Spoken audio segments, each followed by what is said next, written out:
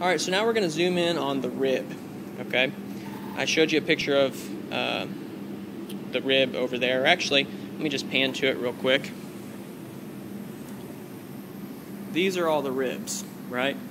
There are ribs attached to the sternum with this costal cartilage, and then to the spine back over in here, right? You can kind of see that. It's hard on this video to capture it.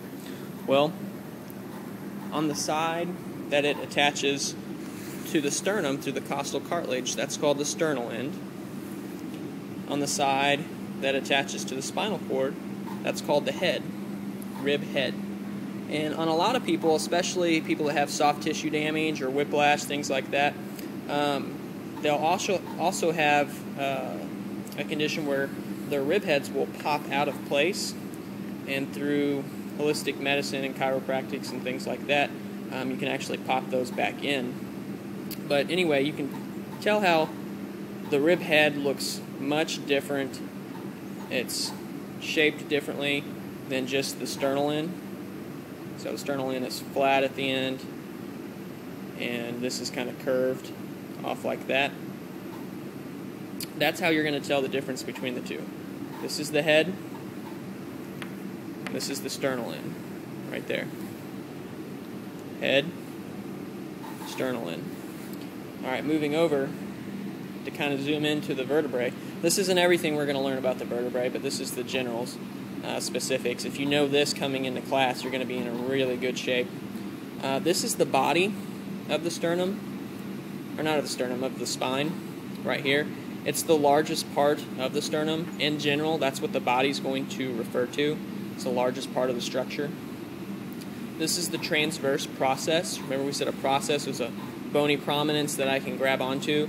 Transverse means horizontal. So you can see how it kind of flares out horizontally. That's the transverse process. This is the spinous process. I mentioned that earlier. But it's a process and it's on the spine. Spinous process. Your nerves or your spinal cord actually fits in through this hole right here. Alright, moving on to C1. We talked a little bit how C1 is the atlas. It has its own name, and it's special because it actually helps tilt the head up and down. It holds the head up, so the head actually tilts up and down with that. It's called the Atlas because I think it's the Greek, maybe god Atlas. I'm not quite 100% sure. It's been a long time since I've had mythology, but Atlas was the Greek god that held up the world.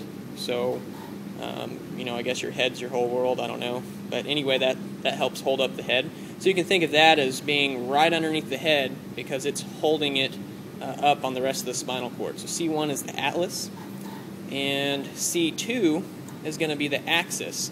Now the axis is also called the odontoid process. I don't care which one you use. Some kind of old school doctors, you'll hear them use odontoid process maybe. Everyone should know axis and odontoid process are synonymous statements between each other. But C2 is the axis. Now, it's called the odontoid process because of this right here. This process right here called the dens. Right on there. And how these kind of work together, I'll set this down. This is the back of the spine. This is the front of the spine right here. And this will go just, let me get zoom. So C2, C1 will sit on top of it just like that, right?